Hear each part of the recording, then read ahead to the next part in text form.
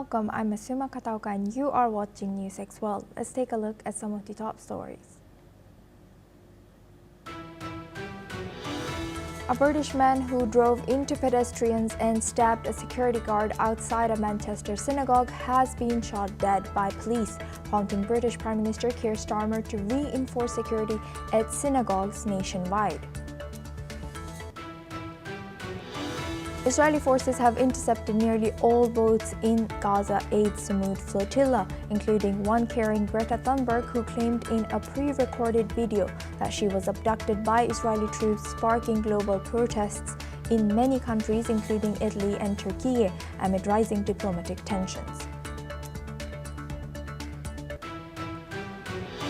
Egyptian Foreign Minister Badr Abdelati has said that Cairo, along with Qatar and Turkey, is pressing Hamas to accept President Donald Trump's ceasefire plan to end the nearly two-year war in Gaza.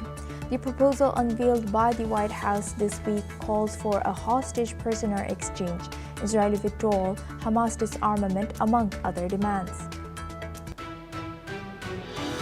Drone sightings, which had forced Munich airports to halt flight operations on Thursday night, resulting in 17 cancellations, 15 diversions and disruptions for nearly 3,000 passengers, have now restarted its operation.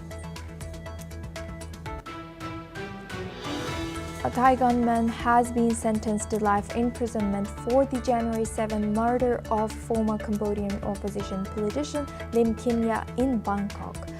The court has reduced the penalty from a death sentence after the defendant confessed.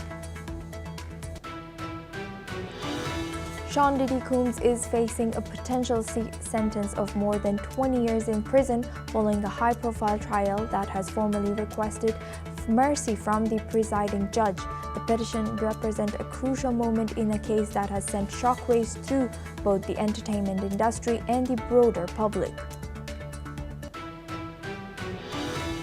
The death toll from the collapse of the boarding school in Indonesia has risen to 7, with nearly 60 students still trapped under the rubble since Monday. Rescuers using cranes and sensors continue to search through the debris after the building collapsed during afternoon prayers, leaving mostly teenage boys dead or injured. Morocco's protest movement Gen Z 212 has demanded the dismissal of Prime Minister Aziz Akhanouchi's government, citing failures in reforms after 6 days of unrest that has left 3 people dead, over 400 arrested, and nearly 300 security forces injured. The group, which organized nationwide rallies, has called for peaceful demonstrations.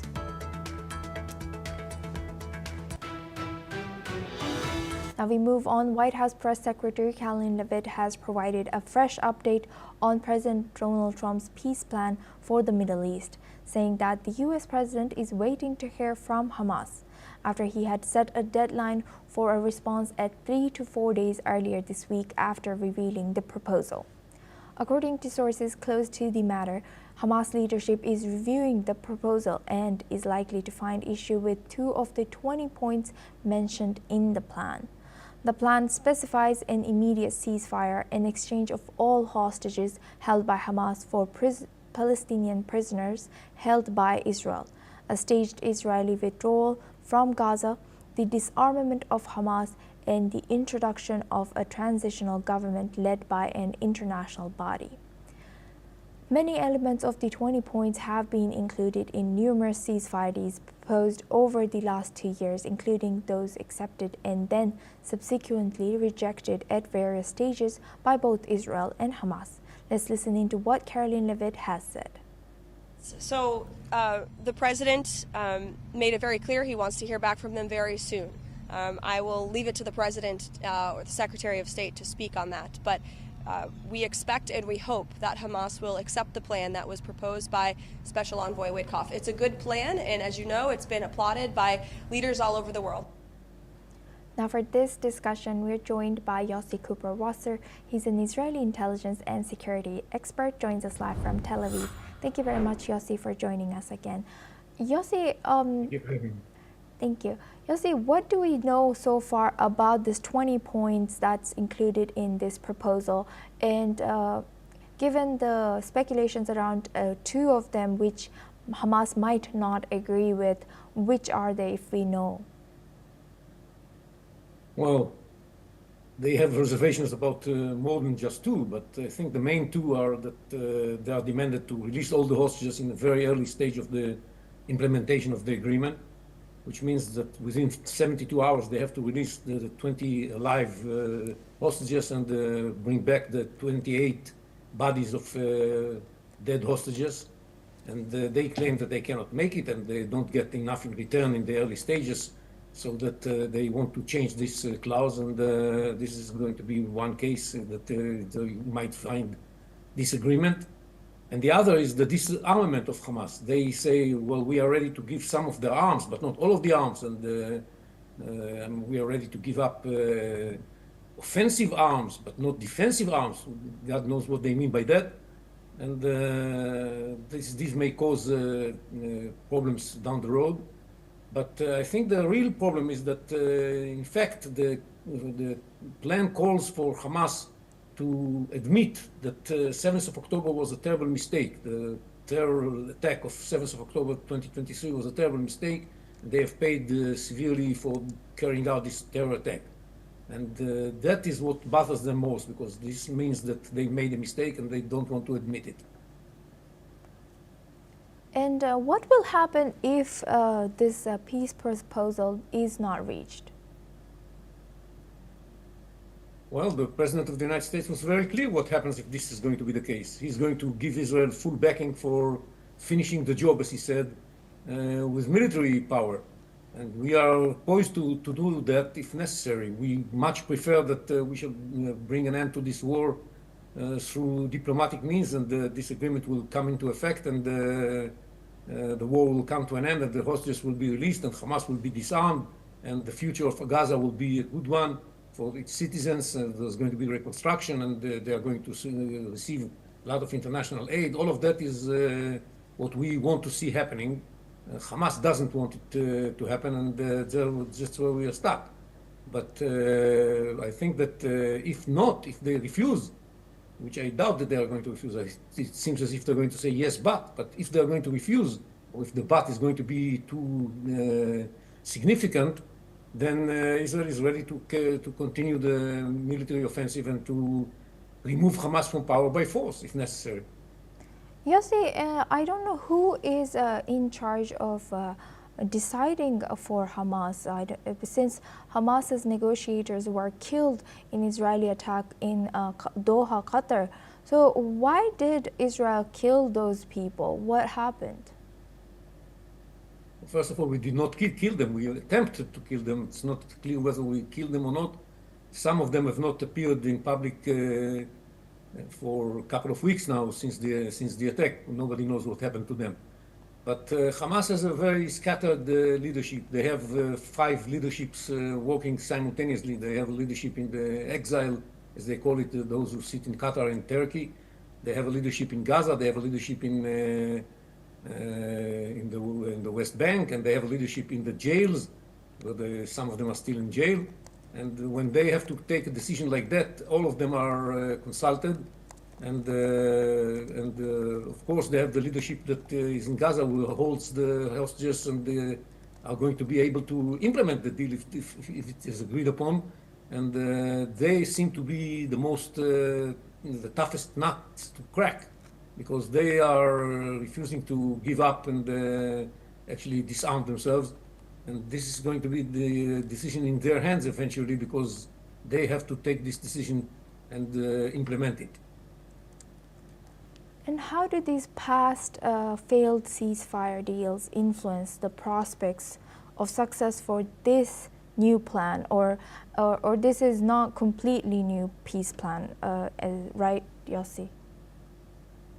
Well, the previous deals were temporary ceasefires, and they were implemented according to the agreements. There were several attempts by Hamas not to implement it to the point of the agreement, but we forced them to do that eventually. They did all kinds of games of showing off their control of Gaza when they released the hostages and things like that. Of course, you all remember that. But eventually they did what they were supposed to do. This time it's a different story. This time is not it's called a ceasefire, but it's actually a peace plan, and that calls for at its first clause. It's about the de-radicalization of Gaza, and which means de-Hamasization of Gaza. And of course, Hamas is very concerned about that. They want to stay in power, and they don't want to lose control of Gaza, and they don't want to lose control of the narrative of the Gazans and the minds of the Gazans. Not only the physical control, but also the control of the minds of the people of Gaza. This is what they don't want to give up. So this time it's a different story, and it's called the peace plan because it means that this is going to be the end of Gaza being the launching pad for terror attacks against Israel. That's what we are trying to achieve, what the entire world is trying to achieve. We have the support not only of the United States in that, but also of the Arab states and Muslim states around the globe. As you know, Pakistan even is somewhere, in some way involved in that, and other countries like Turkey are also taking part in that, and so it's and Indonesia. So it's a world effort, including an Islamic and Arab effort, to convince Hamas to bring about a new dawn for Gaza that is not going to be governed by organizations that want to wipe Israel off the map, but will be governed by people who want to see the Palestinians living side by side in peace with Israel. And this is going to be something that Hamas cannot accept because Hamas wants Israel to disappear. Not only Hamas, also the Palestinian Authority want Israel to disappear eventually. Although they differ about the timetables, but both of them want Israel to disappear.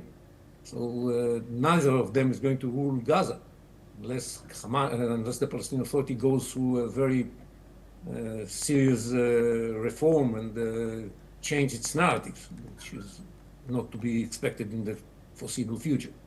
And Yossi, now speaking for the future, who is to govern and how? And is there someone in particular that we know of that is maybe in the plan to govern? Well, the plan is very clear about who needs to be in position of governing, but it's not clear about where they're coming from, where they're going to come from, because there is going to be a very gradual withdrawal of Israel from Gaza that is going to be depending on the fact that we shall find somebody to replace us and to replace Hamas. And at the beginning, there's going to be an effort to find Palestinian technocrats that are not politically affiliated and that can rule over Gaza for the foreseeable future, with the support of an international body made of countries from the Middle East that support the deal, and from international bodies, and all of them are going to be overseen by a new structure called the Board of Peace that's going to be headed by President Trump himself. And this is going to be the structure that's going to rule Gaza, but this is going to happen gradually because it's going to take time to prepare it. So in the meanwhile, Israel is going to be in charge of the areas it controls. Today, Israel controls most of Gaza.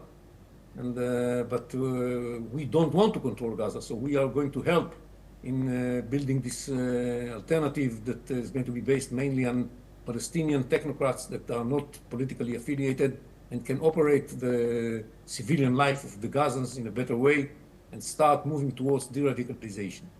And Yossi, did you hear anything about Tony Blair, who's a suggested figure to lead the new plan of post ceasefire? Yes, Tony Blair actually initiated this idea and built the structures that were adopted in the plan.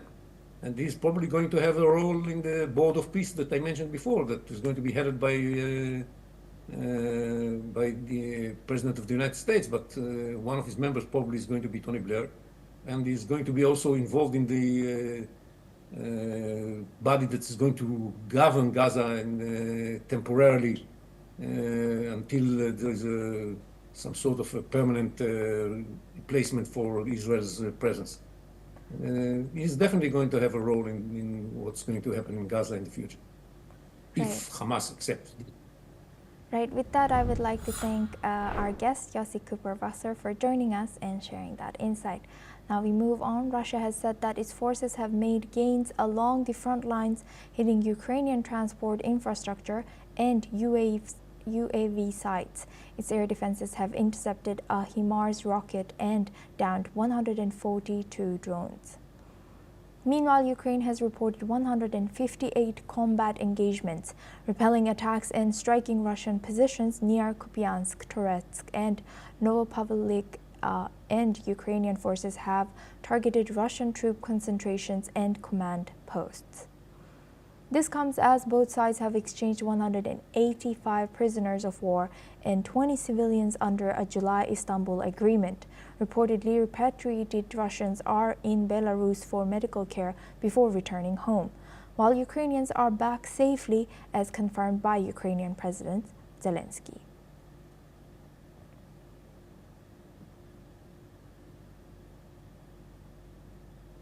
Now we stay on this topic. Russian President Vladimir Putin has issued a stark warning, saying any U.S. decision to supply Tomahawk cruise missiles to Ukraine would mark a whole new level of escalation, not only in the conflict, but in Moscow's relations with Washington. Let's listen into what he has said. Нанесет ли это ущерб нашим отношениям, в которых наметился какой-то свет в конце туннеля? Конечно, нанесет. Ну а как же? Применять томагавки без прямого участия американских военнослужащих невозможно. Это будет означать абсолютно новый, качественно новый этап эскалации, в том числе в отношениях между Россией и Соединенными. Meanwhile, Ukrainian President Volodymyr Zelensky, speaking in Copenhagen alongside Danish Prime Minister Mette Frederiksen, has said that he is unsure whether the United States will deliver the missiles, but emphasized Ukraine's urgent need for improved air defenses. Let's listen in. Before this moment, we used on long-distance targets, we used only our weapon, as you know. And after my meeting with President of the United States, yes, we will maybe have something more. I don't know. We'll see. Now we move on to Europe. Germany's Munich airport reported that several drone sightings late on Thursday evening, which forced air traffic control to suspend operations, which has resumed for now. The airspace disruption has led to the cancellation of 17 flights and impacted nearly 3,000 passengers who were provided with camp beds, blankets, and food. Another 15 arriving flights were also diverted to other cities, including Stuttgart, Nuremberg, Vienna, and Frankfurt. Authorities have further said that the size and type of drones were sighted type could not be determined due to darkness. Police too have not provided further details. However, the airport has now reopened on Friday morning after the overnight closure. The incident has prompted sharp responses from European leaders at the Copenhagen summit. EU officials have backed plans to strengthen the bloc's defenses against drones. This latest incident at Munich airport comes amid a series of similar drone sightings across Europe, which have temporarily shut airports in Denmark and Norway and has raised broader security concerns. This airspace disruption has heightened concern about the vulnerability of critical infrastructure in Europe. Now for this discussion, we're joined by Shruti Das Gupta. She's an international affairs expert, joins us live from New Delhi. Thank you very much, Shruti, for joining us. Good to see you.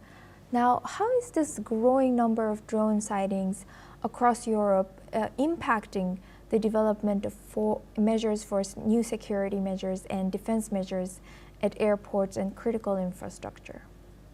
Greetings, Asuma. Thank you so much for inviting me. Airports, as you've already mentioned, are part of the critical infrastructure of any nation. And the drone warfare that is continuously evolving has become a new menace for any nation. And it is difficult to control, identify, because they don't really have to come from across the borders. They can be brought in piecemeal, part by part, and assembled inside the nation, close to the situation itself. and then used against the national security infrastructure itself. So the drone warfare has triggered a new era of security measures, and this is exactly what Europe is now going to have to address when they find themselves at the mercy of drone sightings, and they're unsure of the origin, where they're coming from, what their intent is, what their capability is. So they need to now, not just the Europe as an entire body, but the world needs to now step up their game in terms of security infrastructure, where at least jammers and other infrastructure can be put in, identification can be done long distance of anything in the air and not just via the ATC. So everything needs to change up. The drone warfare has changed the way the world is about to interact with each other. No longer do we have to have heavy infrastructure development to be made, big weapons to be used against critical infrastructures. There can be a small drone and probably a kamikaze drone enough to bring a nation to its knees. So this is something that everybody needs to address. Now if I move on to the other part of your report and talk about what does it mean for Europe in the current context of the war in Europe, we need to, I can argue both sides of the coin. One, it could be Russia testing waters, seeing how the NATO response system is, whether if an escalation spreads from Ukraine to the rest of Europe, how Russia can ensure its interests and what is the level of engagement it can expect from these nations. On the other side of the coin, I can say it could be a mischief maker, probably Ukraine itself, trying to draw the other European nations into the war of Ukraine by posturing as a unknown, unidentified drone. And with the current high tensions running in Europe, everybody would definitely like to point the finger at Russia and trigger a NATO response rather than just a Ukraine response. So there are many facets to the sightings that are happening individually in many European nations. Mind you, none of them have ever identified it as a Russian threat which was used against the nation, despite the triggering of Article 4 by 2 nations of the NATO alliance itself. So let's be very objective about it. We are not sure of who is using these drones, but we do know that drones as a defensive or offensive mechanism is something that the entire world needs to address now. Yes, indeed. And given the slowness or slow speed of democratic countries, especially in European countries, about upgrading of their defense forces, how long do you think this will take for them to upgrade so that this kind of incidents maybe not happen or happen less, and also for the other countries in the world to follow the measures to protect their airports and infrastructure from such measures? So despite there being a constant pull and push of powers across the world, in the last 2 to 3 years, we've seen 3 major wars. One which is currently enacting itself out in Europe in the region of Ukraine, where modern warfare can be easily identified. Ukraine themselves have done Operation Spiderweb against Russia and attacked their critical infrastructure deep into their territory. So that is a lesson that they can draw from. We're seeing exactly how Iran and Israel war happened, and the role played by these drones themselves in that particular warfare. Then we have seen exactly what happened during Operation Sindoor and how India themselves faced a deluge of drones, but they were jammed and set, and they were left unexploded or even futile in the face of something like that. So there are lessons to be learned by each and every conflict that is happening across the world. And believe me, each and every defense organization is looking at them and learning via all of this. So although democratic nations need to go through a lot of policy changes, or they need the buying and of tenders, submission of tenders, and then enacting it is going to be a tedious process, But something when it comes to the security of the nation, there are special clauses even in the most democratic of nations, including mine, that is India, where you can speed up your defense procurement by passing special needs and proving that it's entirely essential for the security of the nation. But the development of technology is very, very fast. So as fast as a countermeasure is developed, so does the next aggression wave comes through. So I think Europe themselves would have to question whether they are ready to tech up in their defensive mechanism as well as offensive mechanism as far as drone warfare is concerned. And how do you assess, although Russia has denied any responsibility and interference of these drone attacks, how do you assess this current drone attacks and also the Russia and Ukraine situation and the war shifting European attention, and what can Europe do to maintain focus on Ukraine despite these provocations? So exactly, I tried to address this point in a small way in the first question itself. In the context of Ukraine war, we need to understand that none of the nations that have raised the flags were ever able to prove that this aggression is coming from Russia. None of the drones were proved they were from Russia. In fact, a few of them were even proved to be coming from Ukraine.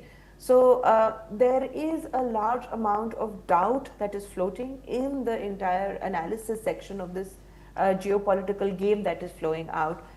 Russia may be testing waters. It did so during by flying its aircrafts near the zone in near Alaska, which triggered a response from the US military. So there is definitely a section which can be that Russia is testing waters to test response of the rest of the readiness and response of the NATO nations.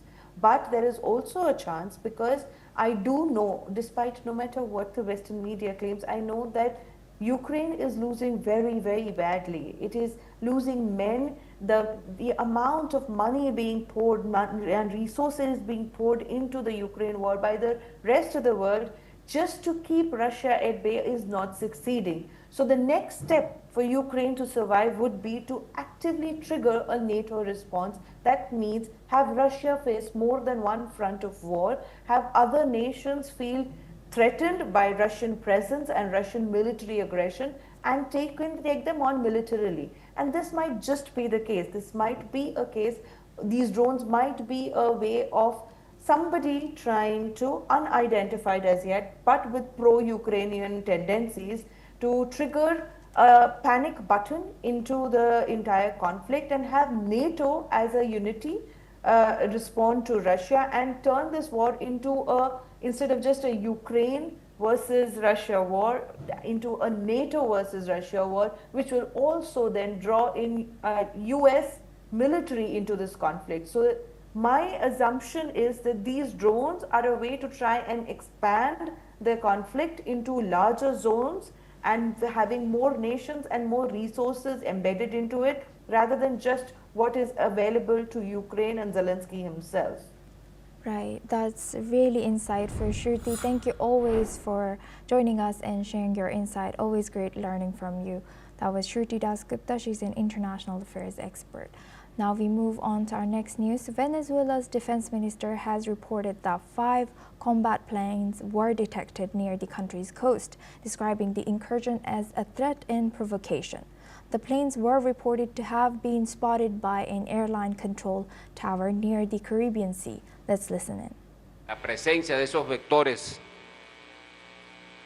de esos aviones volando en las cercanías de nuestra área de influencia, y que denuncio ante el mundo el acoso militar, la amenaza militar del gobierno de los Estados Unidos sobre el pueblo de Venezuela, que lo que quiere es paz y trabajo y felicidad. Denuncio ante el mundo esta situación que, repito, no deja de ser una provocación, pero también una amenaza a nuestra seguridad nacional. República Bolivariana de Venezuela son 4 estados de secciones.